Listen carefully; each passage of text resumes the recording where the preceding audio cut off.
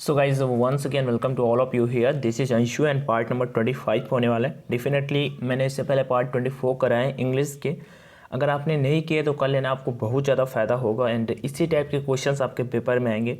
ठीक है, सो चलते हैं क्वेश्चन फर्स्ट डिस्कस करते हैं। यहाँ पे आपको बताना क्या, यहाँ पे आपको बताना है सेम मीनिंग किसका, इमोशन का। भाई थोड़े दिन स्टडी कर लो, फोकस कर लो अपने टॉपिक्स पे। अब कुछ भी नहीं है, 7 to 8 डेज भी नहीं बचे हैं।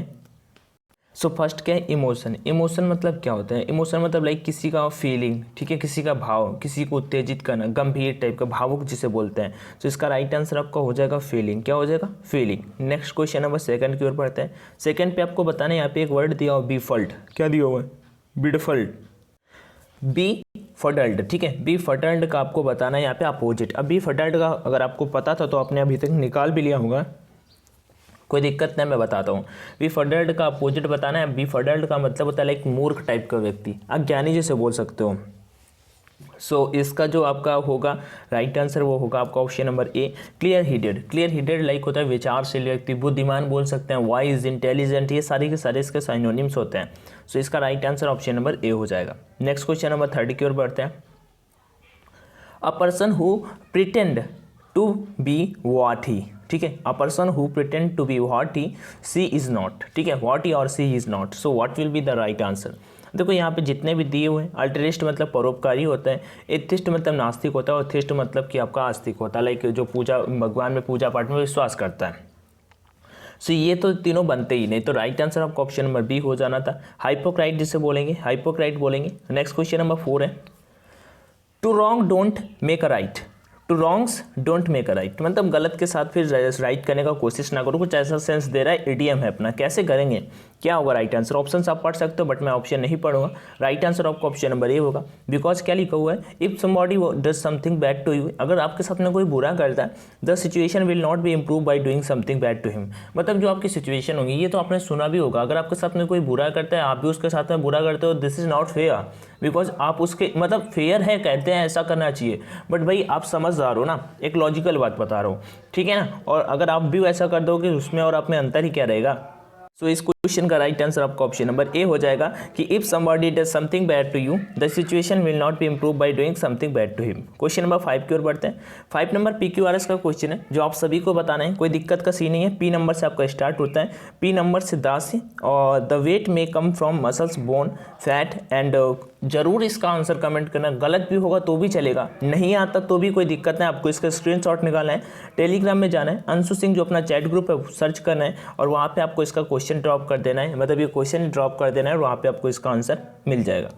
सो पी नंबर यहाँ पे ये दिया हुआ है, क्यू नंबर ये दिया हुआ है और आर नंबर ये दिया हुआ है और उसका यस नंबर ये दिया हुआ है। ठीक है, PQRS पे आपको बताना है कि क्या आपका राइट आंसर होगा। डेफिनेटली मुझे बिलीव है कि आप कर पाओगे, इतना हार्ड आपके पेपर में नहीं आएगा, बट इसका कर लेते तो एग्जाम में फिर चाहे जिस टाइप का आ जाए आप उड़ा दोगे।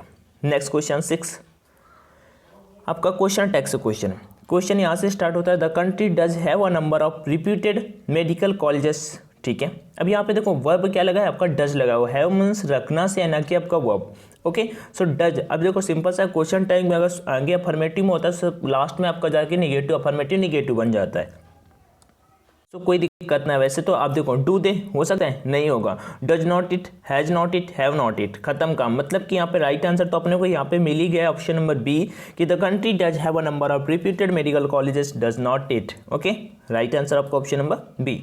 नेक्स्ट क्वेश्चन नंबर 7 क्या है आपका, प्रीपोजिशन से, the trees were planted all along the road side, और अलोंग द रोड साइड, और कुछ हो नहीं सकता बिकॉज आप सभी जानते हो कि फॉर का यूज एक टाइम ऑफ पीरियड शो करने के लिए होता है, टू किसी चीज़ का बोध कराने के लिए यूज किया जाता है, थ्रो किसी माध्यम से, ठीक है, पासिंग थ्रो लाइक किसी मतलब यहाँ से गुजरने के लिए हम थ्रो का यूज करते हैं। सो यहाँ पे the trees were planted along the road side. ठीक है, along the road side. Next question की ओर बढ़ते हैं, क्वेश्चन नंबर 8 की ओर। क्वेश्चन नंबर 8 आपका एरर से क्वेश्चन है। सो देखो यहाँ पे देखो क्वेश्चन नंबर 8 पे आपको एरर बताना है, ABCD 4 है। The plan remained secret until it was not exposing by the press no error. वैसे आपने सुना होगा अनटिल एंड अनलेस, मैं दोनों का यूज बता देता हूँ और मैंने यहाँ पे दोनों लिए हैं। एक ईरर का क्वेश्चन अनलेस से भी पिक किया, don't worry. So until unless में अनटिल एक टाइम को शो करता है, जबकि अनलेस एक कंडीशन को बताता है। अनटिल के बाद, अनटिल अनलेस के बाद कहते हैं नॉट का यूज नहीं किया जाता, बिकॉज ये अपने आप में निगेटिव सेंस रखते हैं। दूसरी बात, अगर करना भी है तो until it was not exposed हो जाएगा, एक्सपोजिंग की जगह। अदरवाइज यहाँ पे नॉट हटा के मतलब कि आपका ईरर कौन से पार्ट में होगा, ईरर आपका ऑप्शन नंबर बी वाले पार्ट में हो गया। Next question number 9। Question number 9 है you can not leave until your work is finished, no error. You can not leave, तुम नहीं जा सकते या तुम नहीं छोड़ सकते, until your work is finish, जब तक आपका काम नहीं समाप्त हो जाता, नो ईरर। आई थिंक इसमें कोई ईरर नहीं है, ठीक है, मुझे कुछ ईरर नहीं लगा, आपको भी नहीं लगना चाहिए। अगर लगता है तो फिर आपका गलत है, बिकॉज यहाँ पे नो ईरर है। नेक्स्ट क्वेश्चन की ओर, क्वेश्चन नंबर 10 की ओर बढ़ते हैं। 10 नंबर फिर से ईरर से क्वेश्चन है, अनलेस यू डू नॉट, मिला फिर से कुछ ईरर मिला, unless you do not work hard she can not qualify the test, no error. देखो यहाँ पे दो चीजें हैं, आपको या तो पहला नंबर डू नॉट हटा देना है, या दूसरी चीज यहाँ पे अनलेस हटा के इफ भी लगा सकते हो, अनलेस हटा के इफ भी लगा सकते हो, फिर आपका डू नॉट रहने दो, कोई दिक्कत का सीन ना है। सो क्वेश्चन नंबर 10 का राइट आंसर आपका ऑप्शन नंबर ए ही होने वाला है, ईरर आपका ऑप्शन नंबर ए पे था। नेक्स्ट क्वेश्चन नंबर 11 पे चलते हैं और यहाँ पे बात करते हैं कामा इन्वर्टेड कामा फिर कॉमा और कॉमा इन्वर्टेड कामा फिर oh comma, what a beautiful dress that is she said oh. So guys यहाँ पे एक्सक्लेमेटरी का सेंटेंस है, एक्सक्लेमेटरी सेंटेंस है, कुछ नहीं भाई, एक्सक्लेम्ड विद मतलब एक्सक्लेम्ड से शुरू होगा, सी सेड तो सी एक्सक्लेम्ड, दैट लग जाएगा, कॉमा इन्वर्टेड कामा हटाएंगे, what a beautiful dress that is, तो it was a beautiful dress, means आपका ऑप्शन नंबर यहाँ पे कौन सा राइट होगा, आपका ऑप्शन नंबर बी राइट हो जाएगा। क्वेश्चन नंबर 13 पे 12 पे चलने से पहले कुछ बता देते हैं आपको।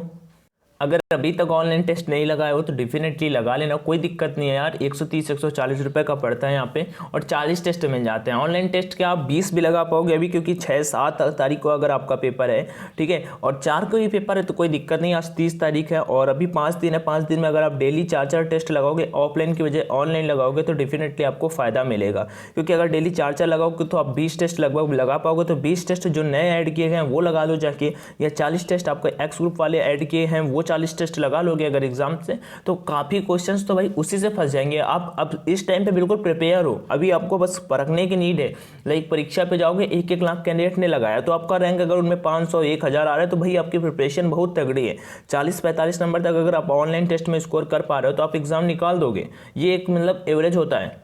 बाकी और कुछ सजेस्ट नहीं करना, कुछ नहीं जाना है, परीक्षा पे इंस्टॉल करना है और वहाँ पे टेस्ट सेक्शन में जाना है और टेस्ट में एक्स ग्रुप का जो बाई करना, वाई ग्रुप का जिस ग्रुप का बाई करना उसमें जाके सेलेक्ट करना, कूपन कोड का ऑप्शन आएगा, वहाँ पे ऑनलाइन D50 डाल देना, 50% का डिस्काउंट मिल जाएगा और बस फिर टेस्ट लगाओ, 40 ऑनलाइन मिल जाएंगे। वहाँ पे रैंक जानो, नेगेटिव मार्किंग चलता है, टाइम चलता है, तब तक सेक्शन सबमिट नहीं कर सकते जब तक वो मतलब पूरा टाइम नहीं हो जाता। बाकी यही सारी की सारी चीज़ें, कोई डाउट है तो पूछ लेना, बट मेरे अकॉर्डिंग डेफिनेटली आपको कर लेना चाहिए, बाकी आप समझदार हो। क्वेश्चन नंबर 12 है कॉमनवेटेड कॉमर्स से शुरू होता है, will I like it she wondered will I like it. Question number 12 तो डिफिकल्ट ना है, बिल्कुल सिंपल सा, she wondered will I like it, अपने आप में बात हो रही तो इसका राइट आंसर ऑप्शन नंबर यहाँ पे सी होगा। She wondered to herself, अपने आप में उसने वॉन्डर्ड किया, ठीक है, to herself. If she would, ठीक है, विल को वुड में कन्वर्ट कर दिया, आई को सी के अकॉर्डिंग चेंज किया, मतलब फर्स्ट पर्सन के अकॉर्डिंग तो सी आ गया और लाइक इट का लाइक इट हो गया, ठीक है, तो if she would like it. So question number 12 का right answer option number C. Next question number 13 की ओर बढ़ते हैं। The clerk finally found the flies under the filling cabinet. अब देखो यहाँ पे ट्रांसफॉर्म करना है, वही टेंस को उसी सेंस में लिखना है, कोई दिक्कत ना है, बट यहाँ पे मैंने किया क्या है,